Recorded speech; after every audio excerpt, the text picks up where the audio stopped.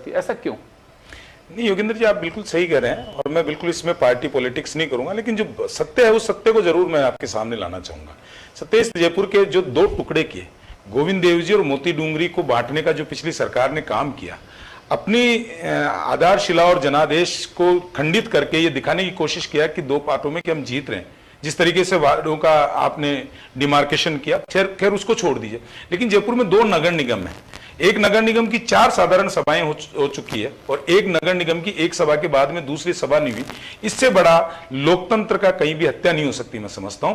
आज कोर्ट के आदेश के बाद में दूसरी साधारण सभा हुई और उस साधारण सभा के अंदर भी जब जनता से जुड़े हुए मामले रखे गए, और आज जो सभा हुई वो मुझे देख के बहुत अच्छा लगा कि पार्टी पॉलिटिक्स से ऊपर उठ के हुई, जिसके अंदर अमीन कागजी ने भी ये कहा कि जनता के मुद्दे होने चाहिए, बाल मुकुंदाचार्य जी ने भी कहा कि जनता के मुद्दे होने चाहिए। मैं उस साधारण सभा को दर्शक दीर्घा से देख रहा था, इसलिए मैं सारी चीजें बता रहा हूं आपको।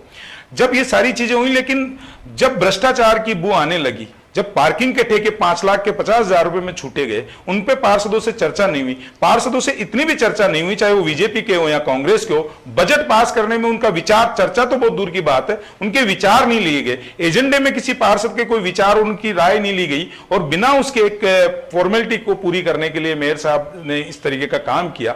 मैं समझता हूं ये जनता के साथ में धोखा किया उन्होंने।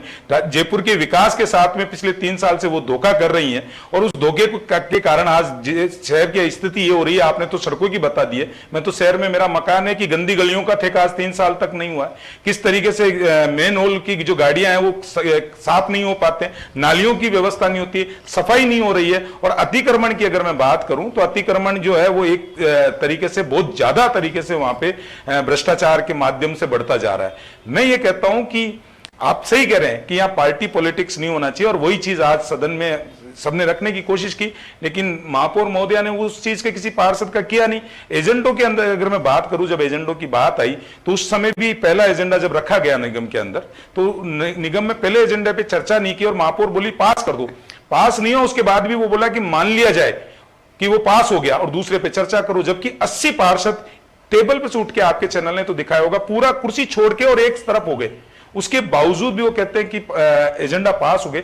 सदन में जब कोर्ट के माध्यम से ये बात चर्चा आई, तब भी महापौर महोदया चर्चा कराने के लिए तैयार नहीं है। ऐसी कुर्सी की लालसा होती है, या ऐसी कुर्सी किस काम की जिसमें जनता के हम मुद्दों की बात नहीं कर सकते, जनता के विषयों पे हम चर्चा नहीं कर सकते। और किस तरीके से आज फिर मैंने लोकतंत्र की हत्या होते हुए जयपुर के सदन के, नगर निगम के सदन के अंदर देखा है कि किस तरीके से आवाज को दबाने का काम किया जा रहा था, किस तरीके से सुना नहीं जा रहा था। ये सब हुआ। मैं समझता हूं, चलिए तो आज के बाद मेरा जो सवाल ये है कि ये